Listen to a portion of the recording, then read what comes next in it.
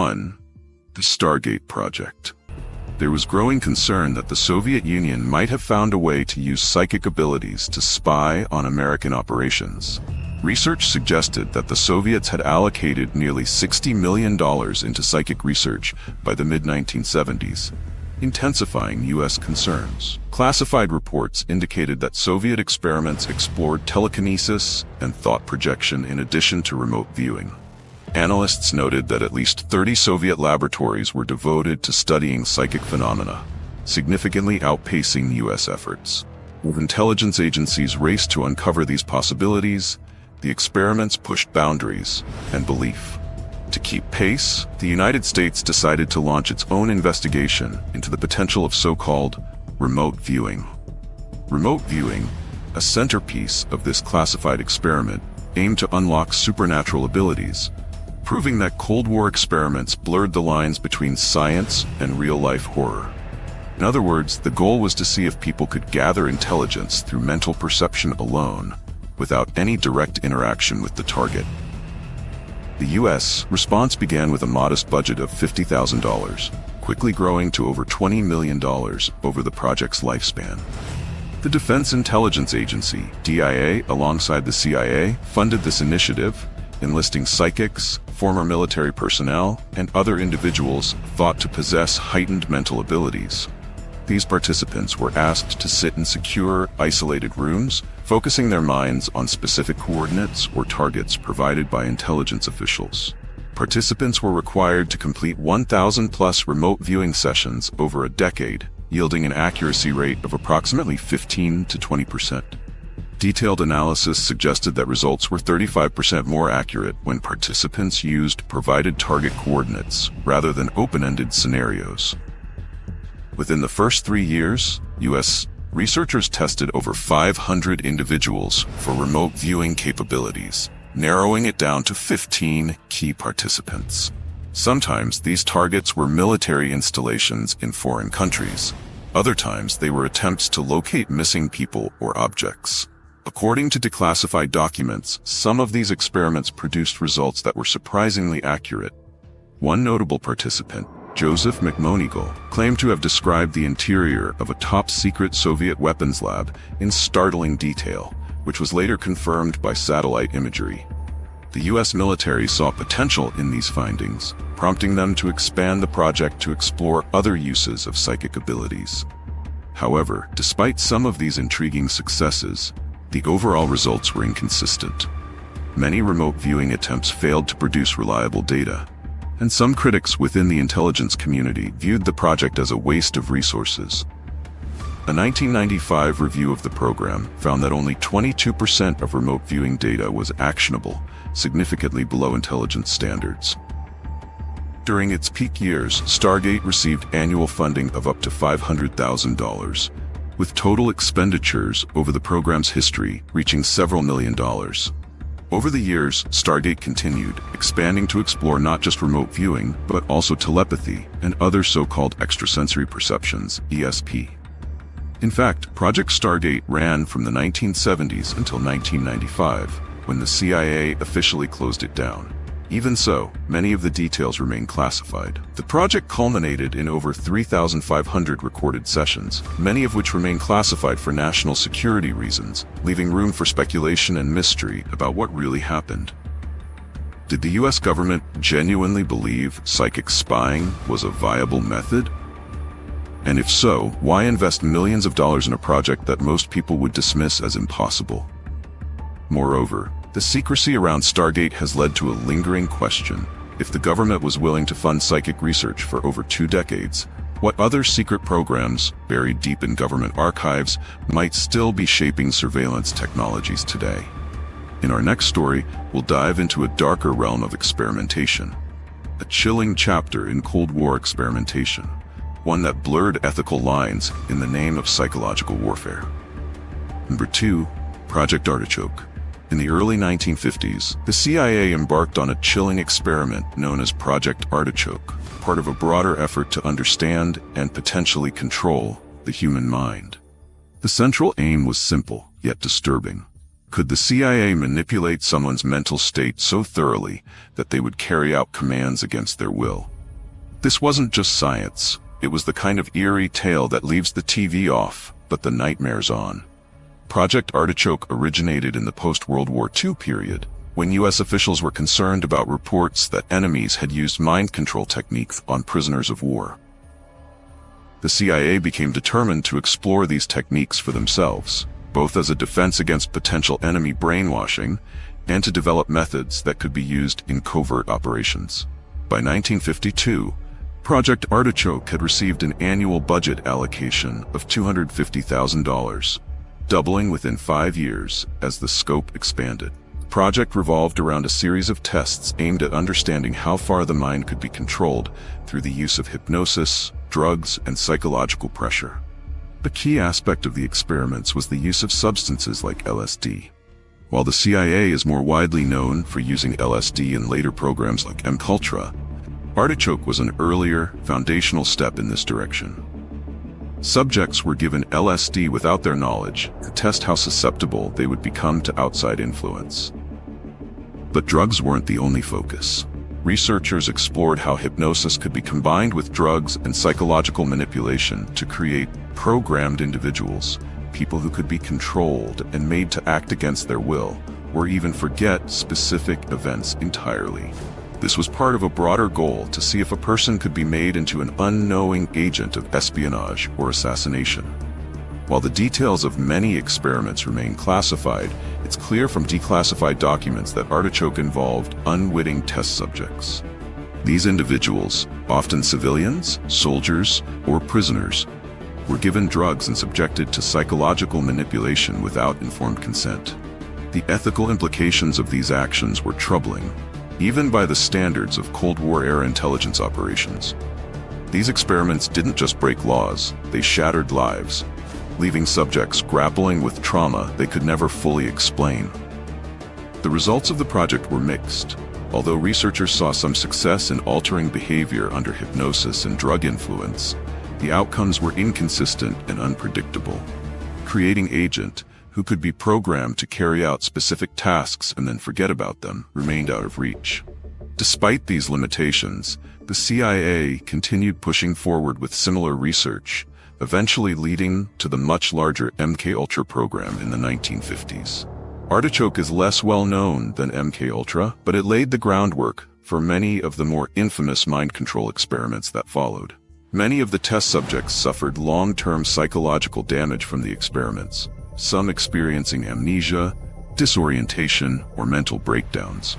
And because so much of the documentation remains classified, the true scale of the damage done by these tests may never be fully known.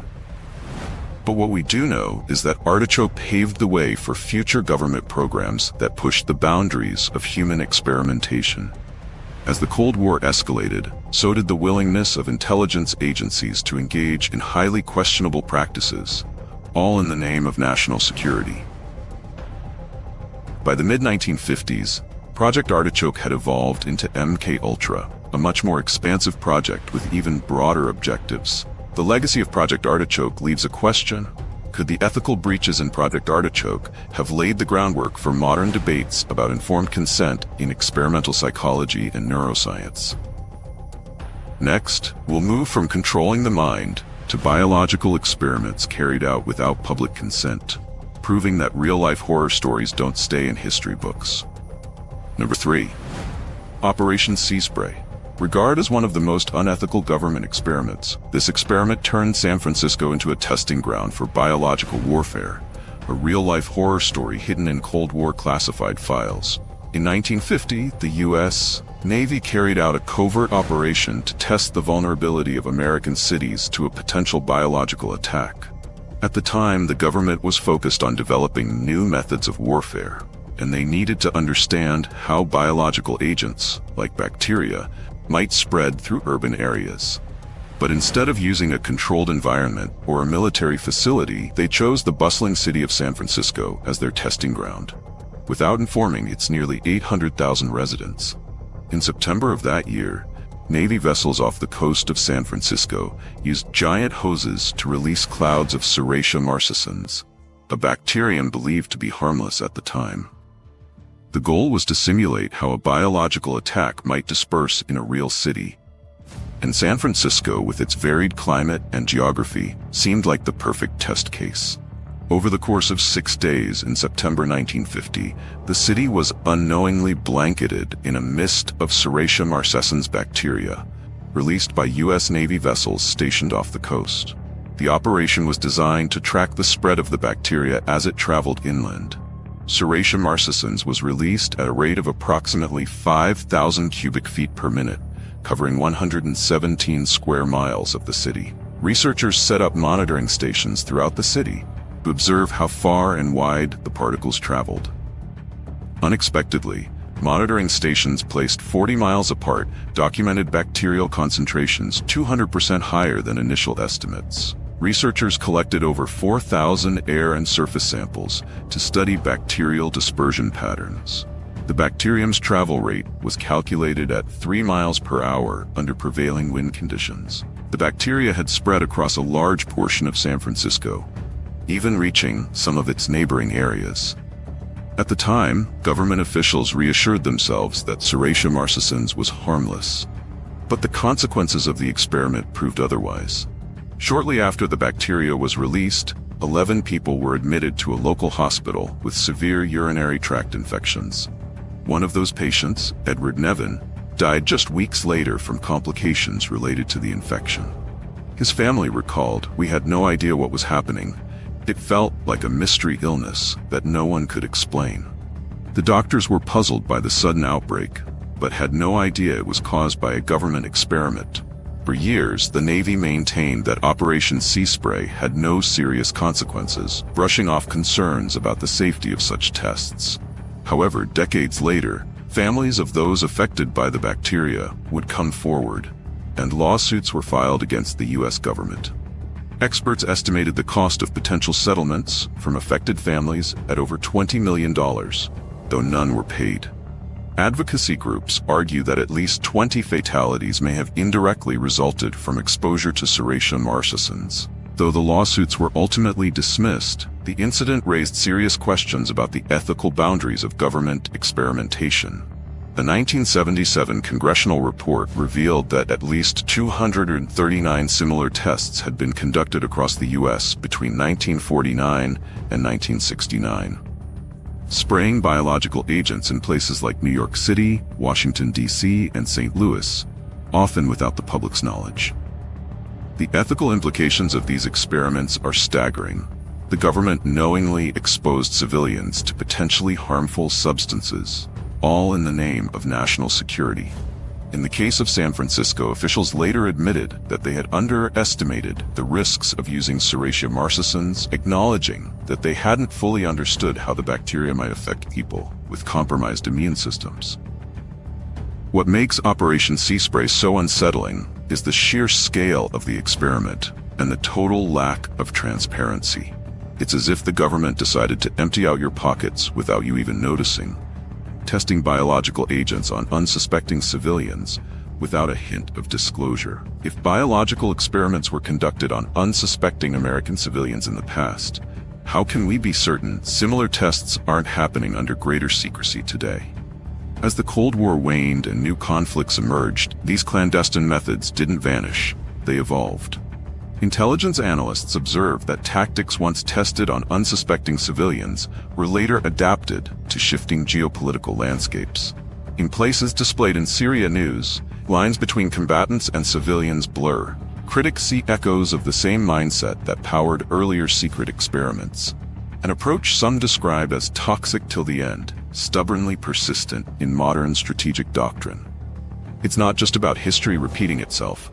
It's about old frameworks being retooled to fit unfamiliar battlegrounds, raising questions that remain unresolved despite decades of hindsight. As unsettling as Operation Sea Spray was, it wasn't the last time the government experimented on an unsuspecting population. In our next section, we'll explore a project where the military attempted to control something even more powerful than bacteria, the weather itself. Chapter 3. Project Cirrus. a secret military operation that aimed to control and alter the course of hurricanes using experimental weather modification techniques. Launched in 1947, Project Cirrus was one of the first large-scale efforts by the U.S. government to manipulate the atmosphere in hopes of controlling the weather. It was a joint operation between the U.S. Army Signal Corps, the Office of Naval Research, and General Electric, where the legendary scientist Bernard Vonnegut played a pivotal role. To use cloud seeding, a technique where chemicals like dry ice or silver iodide are released into clouds to encourage precipitation or even alter storm systems. In October 1947, researchers saw an opportunity to test their theories when Hurricane King was moving off the coast of Florida. The hurricane presented an ideal scenario for cloud seeding, as scientists hoped they could weaken the storm or divert its path by manipulating the clouds within the hurricane system. A military aircraft flew over the storm, releasing 80 pounds of dry ice into the clouds. The results were both unexpected and alarming. Rather than dissipating or moving harmlessly out to sea, the storm suddenly changed direction and headed straight toward the U.S. mainland, eventually making landfall near Savannah, Georgia, where it caused significant damage. This abrupt change in the hurricane's course led many to believe that the cloud seeding experiment had backfired, intensifying the storm rather than weakening it. While the official stance was that the hurricane's change of direction was purely coincidental, the incident caused public outcry and raised serious concerns about the ethics and risks of weather modification. Many questioned whether human intervention had contributed to the storm's erratic behavior, and Project Cirrus was quietly shelved not long after the Savannah incident. Despite its controversial ending, Project Cirrus laid the groundwork for further experiments in weather modification. The U.S. military continued its interest in controlling the weather, eventually leading to other projects like Project Storm Fury in the 1960s, which aimed to weaken hurricanes through cloud seeding, and Operation Popeye, which sought to extend monsoon seasons during the Vietnam War to disrupt enemy supply lines. The ethical implications of Project Cirrus, much like other experiments of its time, revolve around the uncertainty and risks associated with trying to manipulate natural forces on such a grand scale.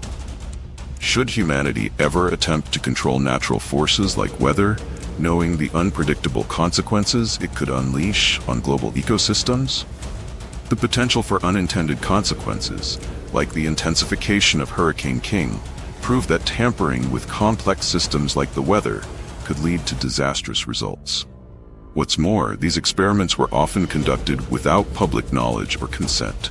The legacy of Project Cirrus isn't just a cautionary tale of scientific overreach.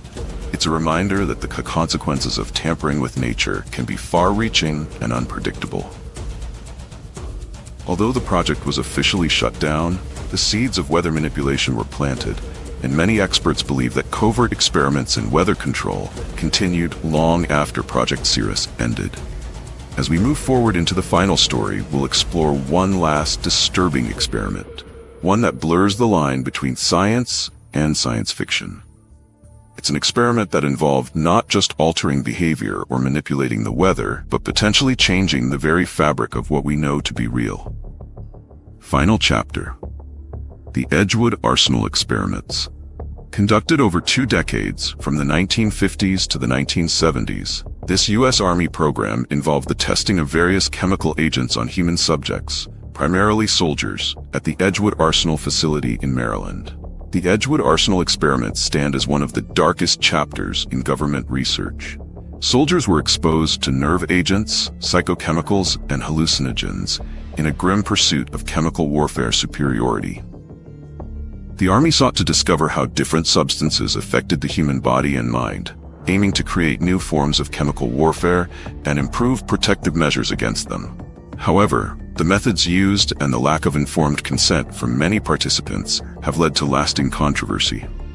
The program involved testing over 250 different chemical agents, including nerve agents, psychochemicals, and hallucinogens like LSD and BZ. A total of 7,120 soldiers participated in Edgewood experiments, with 3,400 exposed to nerve agents like sarin and VX. Hundreds of experiments involved hallucinogens like LSD and BZ, with doses sometimes far exceeding those typical of recreational use. Declassified documents revealed that up to 55% of participants reported significant psychological effects, including paranoia and long-term depression. Many soldiers later described the terror of being injected with unknown chemicals, left to endure hallucinations and panic attacks without explanation. In some cases, they were told they were helping the military with protective measures, without fully understanding the risks involved. The experiments focused on how these chemicals could be used in warfare, either as incapacitating agents or as tools to manipulate the enemy's behavior. One of the most disturbing aspects of the Edgewood experiments was the testing of nerve agents like sarin and VX, which are among the deadliest chemicals ever created. These agents affect the nervous system, causing convulsions, paralysis, and in severe cases, death. Soldiers were exposed to low doses to study their effects, but even small exposures could cause significant physical and mental stress. Many participants reported long-term health effects, including chronic pain, memory loss, and psychological trauma. The Army also tested psychochemicals, substances designed to alter the mind and behavior. One of the most infamous chemicals tested was BZ, a hallucinogenic agent that could incapacitate a person for days. The idea was to create a non-lethal weapon that could render enemies incapable of fighting, but the effects on soldiers were unpredictable and sometimes devastating. Many subjects reported terrifying hallucinations, disorientation, and intense paranoia, with some psychological effects lasting long after the experiments ended. Although some soldiers volunteered for the experiments, many did not fully understand what they were signing up for. Informed consent, by modern standards, was virtually non-existent. Participants were often kept in the dark about the potential risks, and many were left to deal with the long-term consequences on their own. Decades later, veterans of the Edgewood experiments would come forward, seeking answers and justice for the harm they suffered. In 2009, a lawsuit was filed against the U.S. Department of Defense, the CIA, and other agencies on behalf of veterans who claimed they were used as human guinea pigs. The lawsuit alleged that the government had violated their constitutional rights by exposing them to dangerous chemicals without proper consent. What makes the Edgewood Arsenal experiments particularly unsettling is the sheer scope of the program and the fact that it operated in relative secrecy for so long. Thousands of soldiers were exposed to harmful substances. Yet the full extent of the program wasn't widely known until years after it had ended. Even today, much of the information remains classified, and the long-term health effects on many participants are still being debated. Veterans later described living nightmares, battling paranoia and chronic pain for years after being unwitting test subjects. For the test subjects, these weren't just experiments. They were betrayals that left scars both physical and psychological, forever altering their trust in authority. The legacy of the Edgewood experiments raises troubling questions about the role of ethics in military research. How far should a government go in the name of national security? When does the line between protecting a nation and violating individual rights become blurred? For the soldiers who unwittingly became test subjects, these questions are not just hypothetical. They are deeply personal. As we wrap up this journey through some of the creepiest government experiments, it's clear that secrecy, power, and science can be a dangerous combination. Whether through attempts to control the mind, manipulate the weather, or test the boundaries of human endurance. These experiments remind us that there is often a high cost when governments push the limits of what science can do. But the real question remains, what other experiments are still out there, hidden behind classified files and decades of silence? As we've seen through these stories, the pursuit of knowledge and security can sometimes lead to dark and unsettling places. As global conflicts evolve, shifting from Cold War rivalries to newer theaters like Syria news, Russia-Ukraine war, questions arise about whether the lessons of these clandestine programs have truly been learned. The drive to gain any strategic advantage, no matter the cost, remains toxic till the end, lingering within the shadows of modern defense strategies. These stories are more than just dark Cold War agendas. They're a stark reminder of how much can happen behind closed doors. When governments push the boundaries of science and morality, they don't just ask for your trust. They might just empty out your pockets of rights, safety, and the truth itself. While we hope lessons have been learned, the shadow of these programs still looms large. Classified files and decades of silence suggest that there may still be experiments we don't know about, hidden away from public view. As citizens, it's essential to remain vigilant, questioning how much control we give to those who wield power in secret. As we wrap up this journey through real-life horror stories that feel stranger than fiction, one question remains. When the TV off and the secrets emerge, how much do we really want to know? What would you do if you discovered these experiments were happening in your city today? The scariest secrets are the ones hiding in plain sight. Thank you so much for watching. Like, comment, and subscribe if you want to explore more hidden horrors and Cold War secrets. Discover the weird history of top secret projects that shaped and scarred the world we live in today. We are Freak Files, channel that bring weird history and horror stories to life by documentary. And remember, there's always more to uncover.